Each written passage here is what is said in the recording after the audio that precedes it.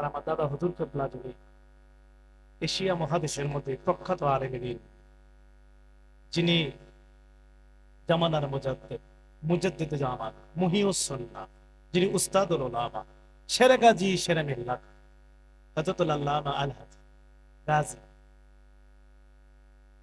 আকবর আলী রিজভী রাদিয়াল্লাহু তাআলা, ইনাকে চিনে না বাংলাদেশের কোনো মানুষ নাই। সুন্নিরা চেয়ে ওহাবিরা বেশি চিনে। ও- ওহাবিরা চেনে জম হিসাবে, ওহাবিরা জম হিসাবে। এই যে একটা টুপি মাথা তুলে দিছে বাবা, আপনারা জানেন এই টুপিটা যদি মাথার তাহে, যদি পাঁচটা ওহাবি পন্থী দাঁড়ায় থাকে, শুধু এই টুপিটা থাকলে দেখবেন এদের মুখ কালো হয়ে যায়। কথা ঠিক না বেঠিক? কেন? কারণ এই টুপিটা রেজবি বাবা মাথায় দিতে। কথা ঠিক না বেঠিক?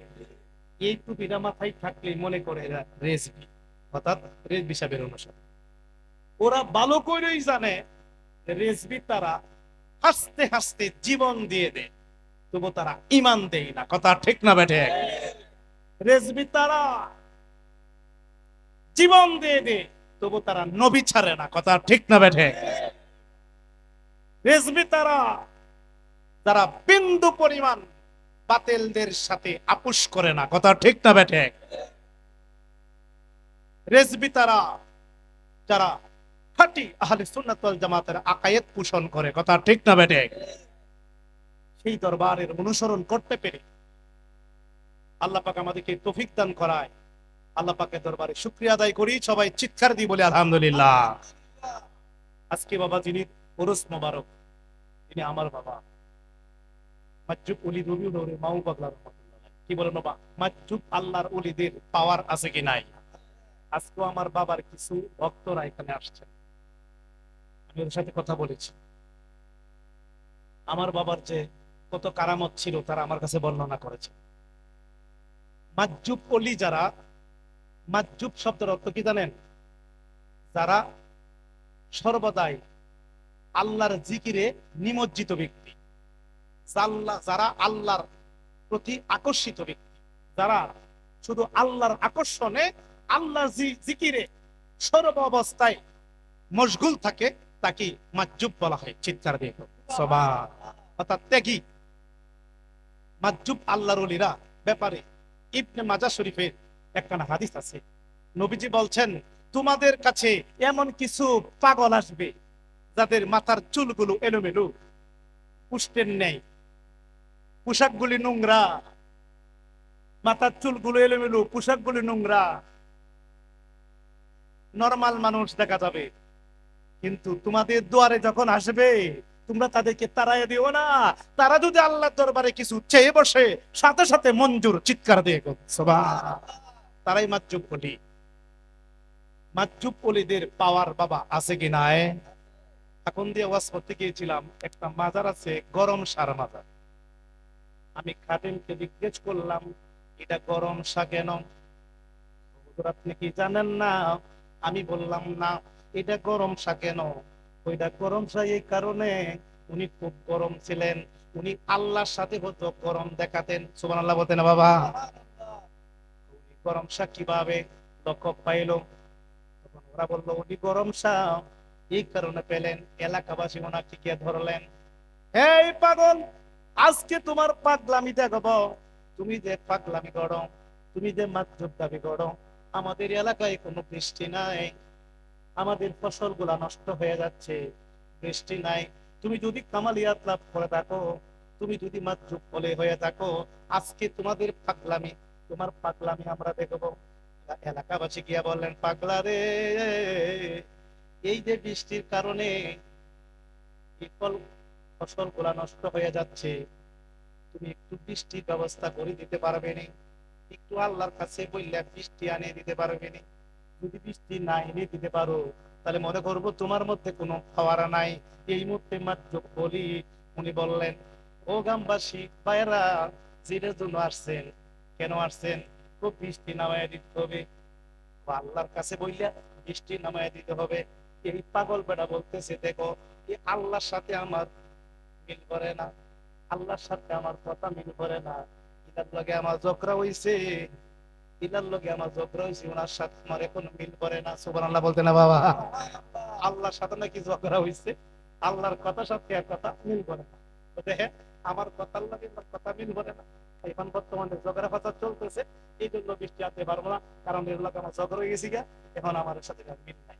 ও না, গ্রামবাসীরা কইতেছে এই পাগলামি গুলো চলতো না, বৃষ্টি নামায় দিতে হবে। সুবহানাল্লাহ বলতে না বাবা? আচ্ছা, কি কোন আল্লাহর ওলিদের পাওয়ার আছে কি নাই? এই মত বলতেছেন পাগলামি করলে চলবে না, বৃষ্টির ব্যবস্থা করতে হবে। তো তুমি কি জানো না, ওনার লগে আমার মিল নাই। আমি যে বলি এটা উল্টা করে, আমি যে করতে বলি এটা করে না, এটা উল্টাটা করে। সুবহানাল্লাহ বলতে না বাবা? এই জন্য ওনার সাথে আমার মিল নাই। ওনাই বলি বুঝি না, বৃষ্টি নামাই দিতে। তো তুমি আমার কথা বিশ্বাস করতেছো না যে ওনার সাথে আমার ঝগড়া হয়েছে এই কারণে, কারণ আমি আল্লাহতে যেটা কই এটা না করে এটা উল্টাটা করে। সুবহানাল্লাহ বলতে না বাবা? এই কারণে ওনার সাথে আমার মিল নাই। তখন বারবার যখন গ্রামবাসীরা ফেরাফেরি করতেছে যে ইতা মদিনা বৃষ্টি নামাই দিতে হবে, মানে ওনার পাগলামি কতটুকু কামালিয়াত লাভ করছে এটা পরীক্ষা করতেছে। এই মুহূর্তে গরম শাহ বলতেছে, দেখো এটা আমার কাঁধে যে গামছাটা আছে ওনার সাথে কেন মিলে নাই, তুমি আমার উল্টাটা কেন করি একটু বোঝাই, এই গামছাটা তুমি একটু ধুয়ে নিয়ে আসো। তখন এই গামছাটা একটু ভিজায় নিয়ে আসলেন, একটা পুকুর থেকে ভিজায় নিয়ে আসলেন, ভিজায় নিয়ে আসলেন। তখন এই গামছাটাকে বললেন, গামছাটাকে তুমি একটু বাঁশের মধ্যে লেড়ে দাও, এবার লেড়ে দাও, দেখুন এটা শুকাইয়া যায়। তখন গামছাটা বাঁশের মধ্যে রাখছে, রোদ্রের তাপ লাগার পরে যেন শুকাইয়া যায়। শুকাইবার জন্য গামছাটা দিছে রোদরে, সাথে সাথে বাবা আকাশের মধ্যে একটা ডাক মারছে রে বাবা। ডাক মাইরা কিছুক্ষণের মধ্যে বৃষ্টি নাইমা গেছে। পাগল বড় কইতেছে গ্রামবাসী রে, তোরে তো আমি করছি, আগেই বলছিলাম যে হইলার লগে আমার মিল নাই, আমি দিছি গামছাটারে শুকাইতো, এখন পানি দিয়া ভিজাইছে। সুবহানাল্লাহ বলতে না বাবা? এটা উল্টা দেখছে, দেখছো? আমি দিছি গামছা শুকাইবার লাগিয়া, এখন এটা পানিতে ভিজাইছে। সুবহানাল্লাহ বলতে না বাবা? আচ্ছা, কি কোন আল্লাহর ওলিরা মাতৃকার কথা যদিও উল্টা পাল্টা, কিন্তু এটার মধ্যে হাকিকত আছে কি নাই? কারণ এরা আল্লাহর সাথে বিশাল সম্পর্ক। ওরা যদি আল্লাহতে কিছু ছায়া বসে, সাথে সাথে মঞ্জুর, আল্লাহ না দেয়া পারে না। কারণ কেন জানেন? আল্লাহর জন্য সব ত্যাগ দে, আল্লাহর জন্য সব আরামায়েশ ত্যাগ দিয়ে দে। নারীর লোক, গাড়ির লোক, বাড়ির লোক, যত আরামায়েশ সব আল্লাহর জন্য সব ত্যাগ দিয়ে শুধু আল্লাহর দেনে থাকে। তখন আল্লাহ বলেন, আমার জন্য যখন এত সবকিছু ত্যাগ দিলাইছে, তখন আমি আল্লাহ তার হয়ে গেছি, তারে আমার বানাইয়াছি। সে যদি কোনো কিছু চাই, আমি সাথে সাথে দিয়ে দেই, চিৎকার দিয়ে। এখন আমরা মাজ্জুব ওলিদেরকে মানতে চাই কি চাই না? কে কে চাই হাত তুলে দেখায় বাবা দেখি। নারে তাকবীর, নারে রিসালাত, আহলে সুন্নাত ওয়াল জামাত, রেজবিয়া দরবার শরীফ। সবাই বলি মারহাবা। লা ইলাহা, লা ইলাহা, জোড়ে লা ইলাহা, লা ইলাহা, লা ইলাহা। হায় হায় আসমান জমিন বানায়, আহ বেহেস দো জগ সাজায়। বলুন আসমান জমিন বানায়, আহ বেহেস দো জগ সাজায়। হায় হায় জিন ইনসান তুমি পাঠাইলা, বলুন জিন ইনসান আমার নূর নবীজির ওসিলা। লা ইলাহা, জোড়া লা ইলাহা, লা ইলাহা, লা ইলাহা, লা ইলাহা, লা ইলাহা ইল্লাল্লাহু মুহাম্মাদুর রাসূলুল্লাহ সাল্লাল্লাহু তাআলা আলাইহি ওয়াসাল্লাম। মাজ্জুব ওলিরা যদিও আমাদের দৃষ্টিতে, আমাদের চোখে কিছু উল্টা পাল্টা দেখা যায়, আসলে এটা আল্লাহর কাছে কিন্তু খুব প্রিয়। কথা ঠিক না বেঠিক? যেমন আমার আব্বা কাঁচা মাছ, কাঁচা গোস্ত খেতেন, গামলার পানি খাইতেন, যদি দেহের চোখের দৃষ্টিতে দেখা যাক খারাপ, আসলে কে দেন উনি যে কি খাইছে উনি জানে। কথা ঠিক না বেঠিক? এটা এর মধ্যে অবশ্যই হাকিকত লুকায়িত আছে।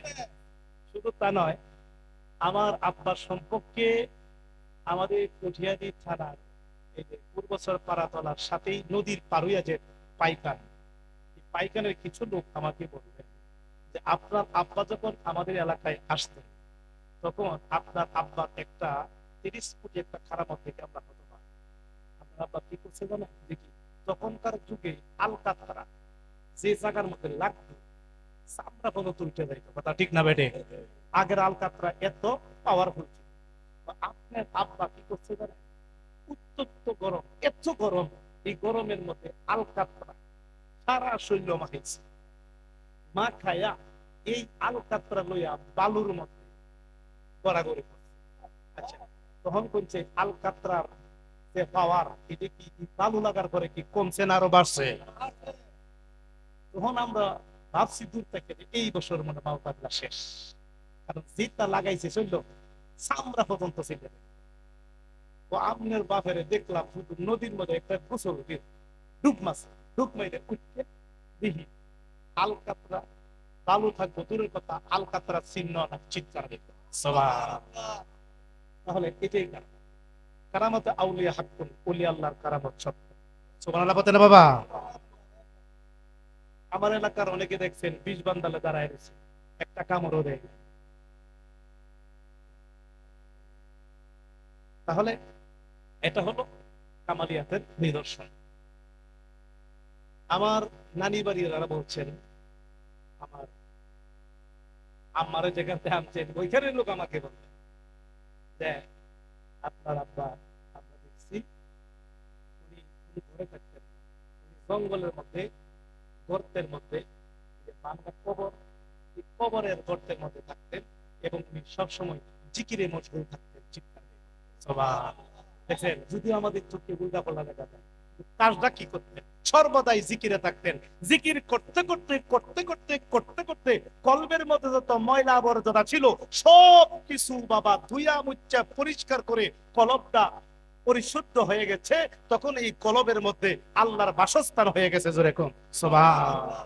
কি বলেন? আল্লাহ যেখানে বসে এই জায়গাটা কি অপবিত্র না পবিত্র? যাদের কলবের মধ্যে কান্না শয়তান বইয়ে রয়েছে এখানে কি আল্লাহ থাকবে? তাহলে কলবের মধ্যে আল্লাহর বাসস্থান, কান্না শয়তানের বাসস্থান। যতক্ষণ পর্যন্ত কলব থেকে কান্না শয়তানকে দূর না করতে পারবো ততক্ষণ পর্যন্ত এই কলবের মধ্যে আল্লাহর বাসস্থান হবে না, আল্লাহর আরশ হবে না। কথা ঠিক না বেঠে? এখন এই কলব থেকে শয়তানকে দূর করা দরকার আছে কি নাই? আমার নবী বলছে যে এই কলবকে শয়তানকে দূর করার একমাত্র মেডিসিন হলো আল্লাহ পাকের জিকির। চিৎকার দিয়ে কোন সুবহানাল্লাহ। শব্দকে নাভি হইতে উপর দিকে তুল, ইল্লাল্লাহু জরব দিয়া কলবের তালা খুল। লা ইলাহা ইল্লাল্লাহ, লা ইলাহা ইল্লাল্লাহ, লা ইলাহা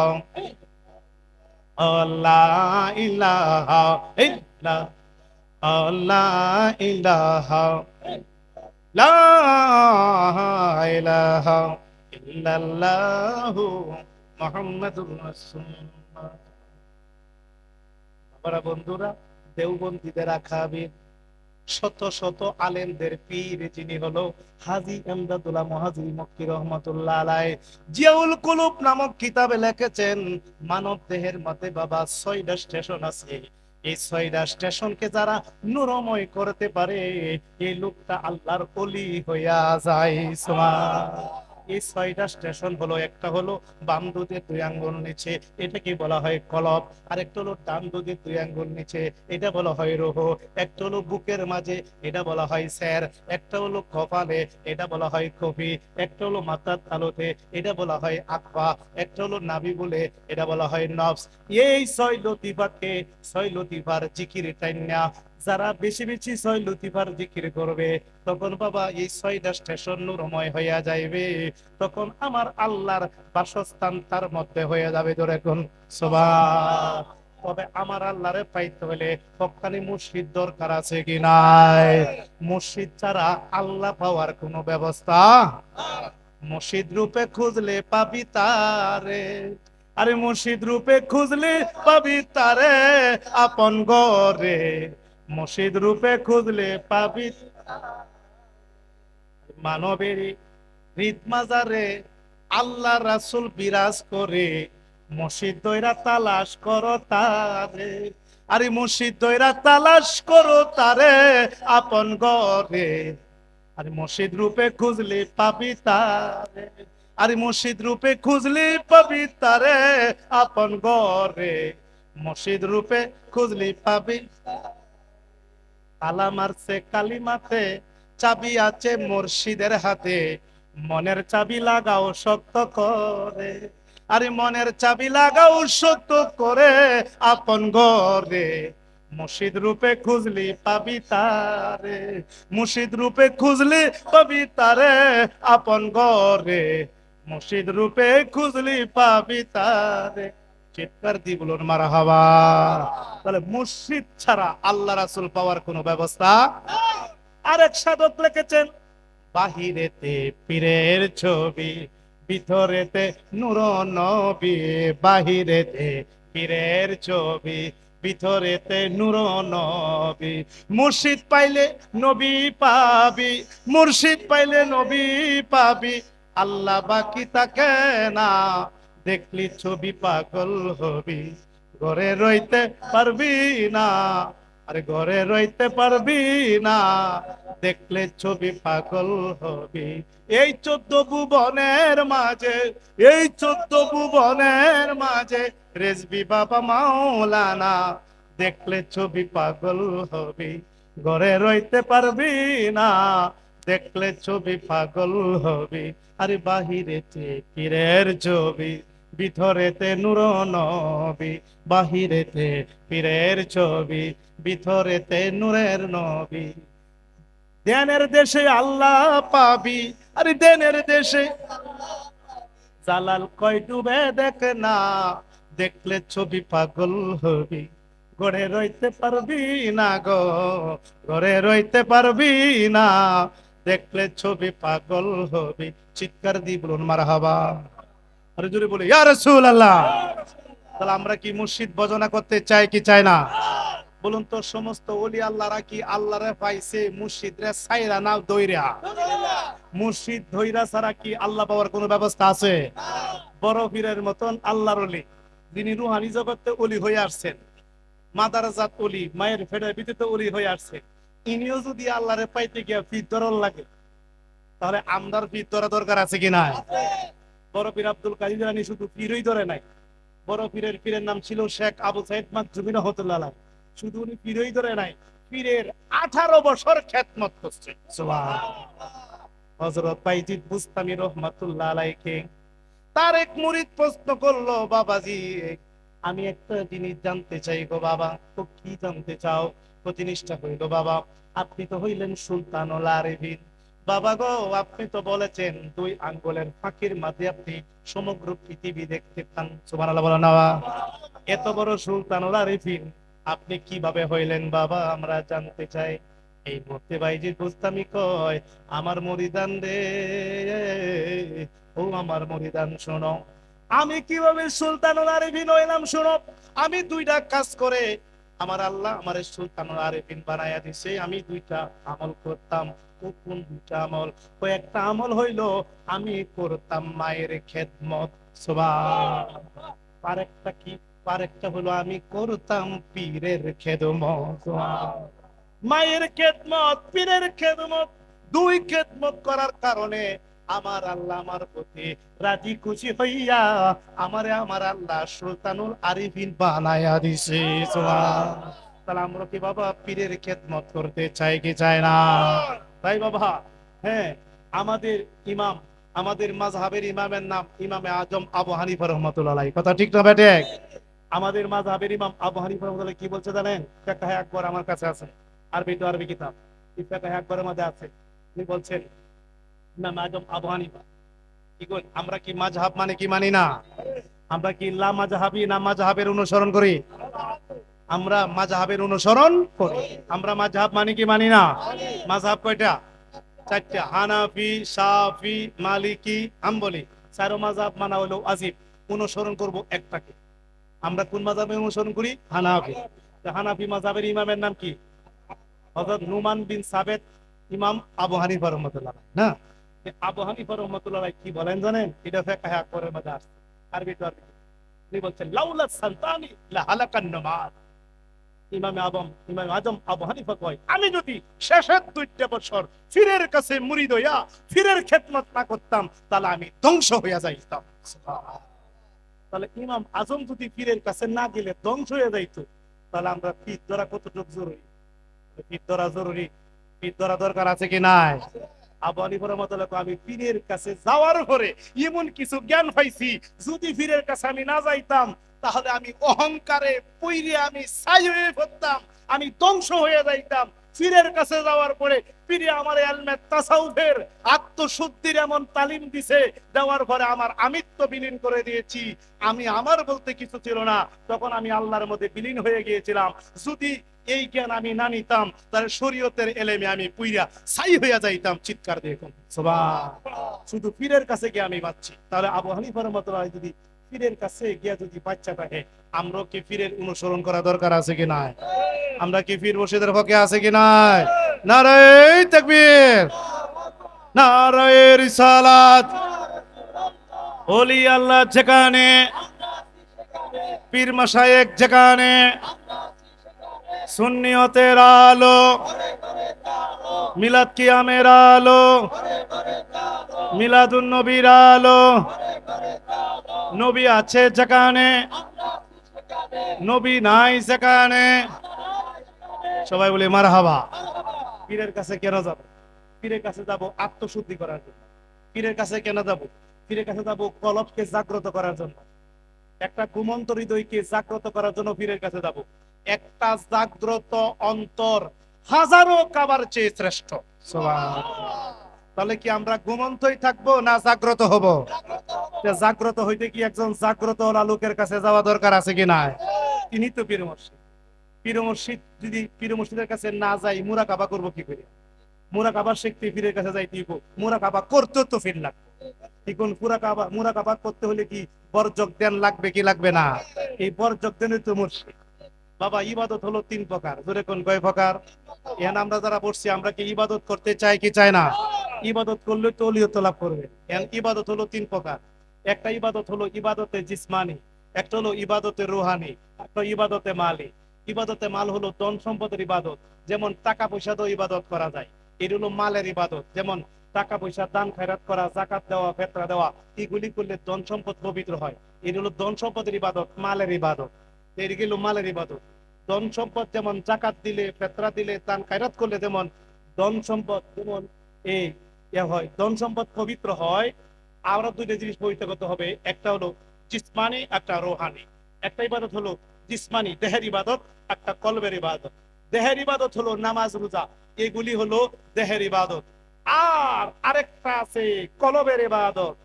দেহের ইবাদত করলে দেহ শুদ্ধি হয়, দেহের ইবাদত করলে দেহ পবিত্র হয়, আর কলবের ইবাদত করলে কলব পবিত্র হয়। চিৎকার দেখুন সুবহান। এখন আপনারা বলেন তো বাবা, আমি দেহটারে খুব সুন্দর করে পাক পবিত্র করলাম, কিন্তু কলব যদি পবিত্র না করি তাহলে উপর দিয়ে পবিত্র করলে কোনো লাভ হবে? তাহলে ভিতরে পবিত্র করা দরকার আছে কি নাই? এই কলবের ইবাদত শিক্ষা করার লাগি তো পীরের কাছে যাইতে হবে। সুবহানাল্লাহ বলেন বাবা। নারায়ে তাকবীর, নারায়ে রিসালাত। সোহরাব হোসেন জালালী সাহেব, সবাই কই মারহাবা। এখন যারা বাহিরে আছেন ভিতরে চলে আসুন, ভিতরে চলে আসুন। আমাদের আজকে জালালিয়া দরবার শরীফের অন্যতম বক্তা, কেউ উঠা বসা করবে না, কেউ